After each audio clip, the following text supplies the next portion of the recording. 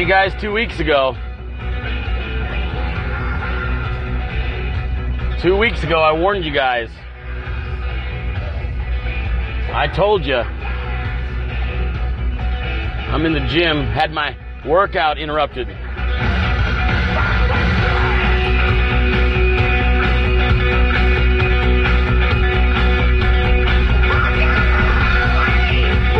I warned you.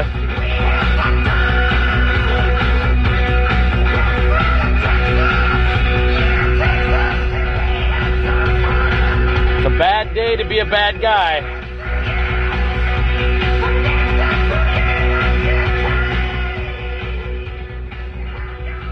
I fired that tweet off an hour ago.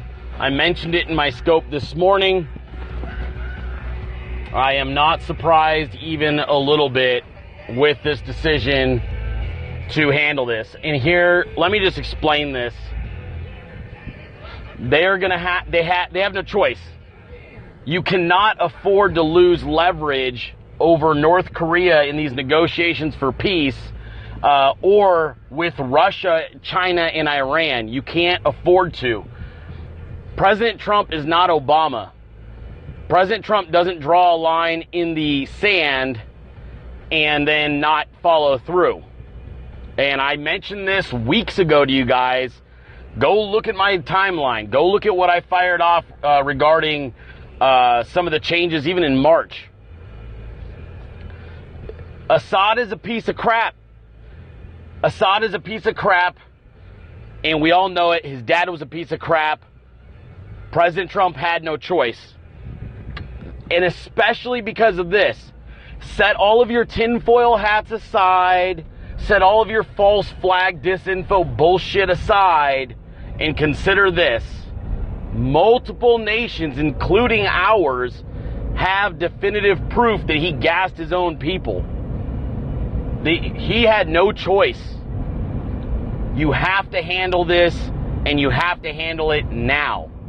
Now, that being said, don't be surprised if this is a one-off precision strikes from the United States that clears the way for the GCC, Saudi Arabia, and Israel to ramp things up. I believe our president is going to assign this problem to local military in the region to take care of long term. But he is going to lead the way. He's going to lead the way, and then he's going to legitimize the GCC by letting them step in and take care of this issue. Do I believe that? No, I just like to espouse shit I don't believe. If I'm saying it, it's because I believe it. So if you're going to freak out, all of you guys, just out. Go on. I see you guys, the hysterics again, as usual, in my shit. I can't even block because I'm driving. Just take yourselves right out. Just take yourselves right out. Keep your hysterics and just go. I don't give a fuck. Just goodbye. Just go. I don't even care. We're not going to have a debate about it while I'm driving. I'm telling you, I already knew this was coming weeks ago. I fired off multiple tweets regarding it. And if you disagree with me, fine. Just take your ass right out of the scope, off the timeline, unfollow, do what you got to do. But I'm telling you, this had to happen. This is what was going to happen. I'm not even slightly shocked about this. And God willing, this is only going to be airstrikes by our military, precision airstrikes, and then you're going to see, I believe you're going to have the GCC and Saudi Arabia handling the boots on the ground portion of this to legitimize their place in geopolitics militarily. The fact that our president announced this right when it's happening, it's a message more than it is some big, giant military run-up. Understand that. This is a message. No different than last year when he handled Syria. It's a message. He did the same thing, and it gave him the leverage necessary to start changing things around the globe. Remember, last year when he did this was just before he went on his Middle East tour and became one of the first, I believe the first president in U.S. history to fly directly from Saudi Arabia into Israel. That was on his global unification tour, which I've been telling you guys for a year is what he was doing. He was selling the idea of draining the global swamp. I stand by this. I still remain resolute in this belief.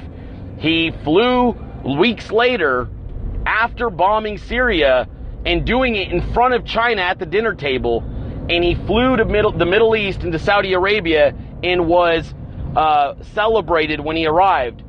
I believe that our president is continuing to do what he always said he would do. And when you've got a nation using chemical weapons, you got a problem. And there's far bigger implications here by sitting on your hands.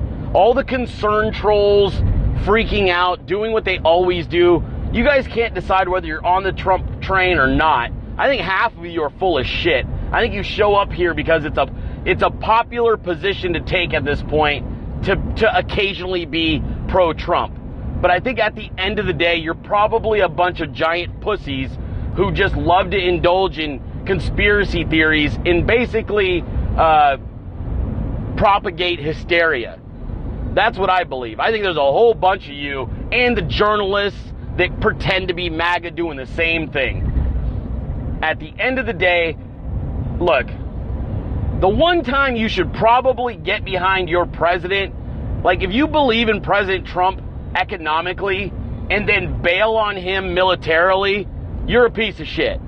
Either you back the guy and you trust him and you believe he's got your best interest at heart and you trust your own vote and you support him and our troops, or you don't and you're an idiot and stop celebrating the other accomplishments that he has made. You don't trust your own vote. You don't trust your president. Shut the fuck up, you fair weather fan.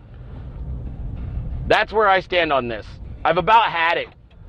I'd rather just not have followers like that at all. Don't come in my scopes, don't buy my materials, and don't even come at me with your nonsense, because I don't have an interest in it.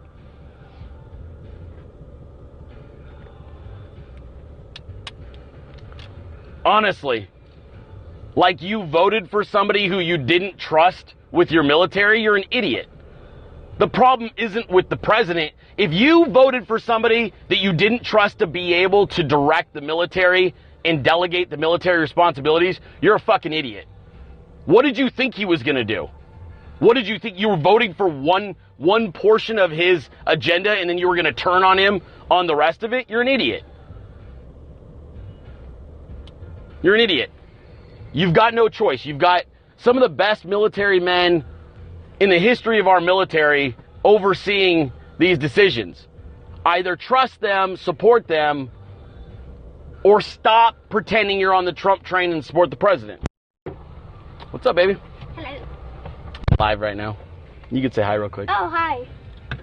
Whoop. Oh, you broke your whatever. Jasmine just got done at gymnastics. That's how you get that thing to stand there. Interrupted my workout, my date night. I gotta get home and get ready with my boo thing. We got date night. You're late. I'm not late. It's 4:30. It's 6:30 on the dot. 6:31. Did you guys finish early? Yeah, we always do. Oh. Listen, the other thing that is going on right now, you guys, is President Trump has to maintain pressure on Iran and on Russia. He has to. He's got no choice. And the only way you can do that is by following through. See, everyone, look, I understand military action makes everybody queasy. No one wants to see people die. But if you look at this on a far larger scale, you have to consider this. Whatever lives are sacrificed today in the reaffirming of zero tolerance on chemical weapons, whatever lives are lost today are but a small fraction of the lives that would have been potentially lost in the future had nations like Russia, Syria, or Iran continued to believe it was safe to use chemical weapons. No one wants to look at it that way. Look, nobody likes war or death, but unfortunately, this is not some liberal wet dream where nobody actually fights. What did you think $750 billion was approved for, geniuses? Like, you guys all went, yay, the military got $750 billion. What did you think they were going to do? Just put in nothing but golden toilets? That was there for a reason. What the hell do you think the military is for?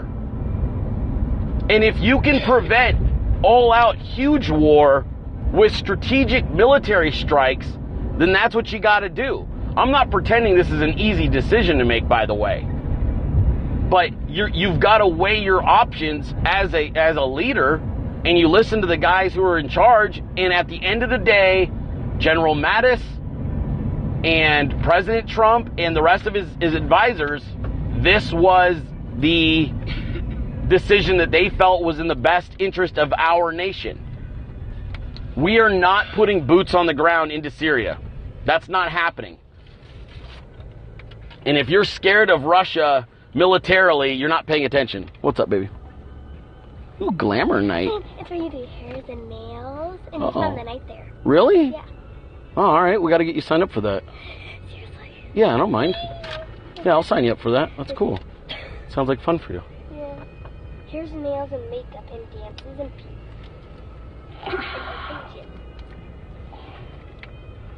Russia ain't shit. Correct.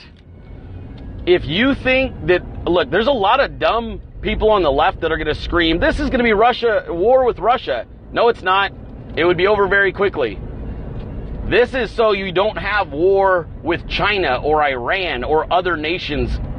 This is not about Russia, okay? And everybody knows it. Do a little bit of research into Russia's economy. Do a little research into Russia's military, period.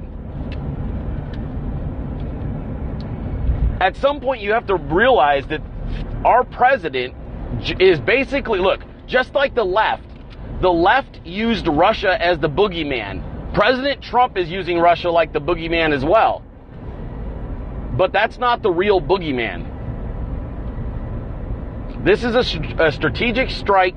And look, here's the other thing. This isn't like, I see a lot of dummies using the comparisons to Iraq, okay? Saying, oh, this is weapons of mass destruction all over again. No, it's not. No, it's not. The chemical weapons were already deployed. This isn't us theorizing that weapons might be used. They were already used. Why do you think he has global support with this move? Why do you think France even came out and was like, yep, there's evidence. There's evidence. We can see. We know what they did. This is the truth. Like, he's got global support on this. You guys are going to go and watch a bunch of hysterical loons who spread nothing but tinfoil hat, end of world news, and they're going to do this to you guys because that's when they get the clicks. Always. Always. The clicks don't come when stuff is good news.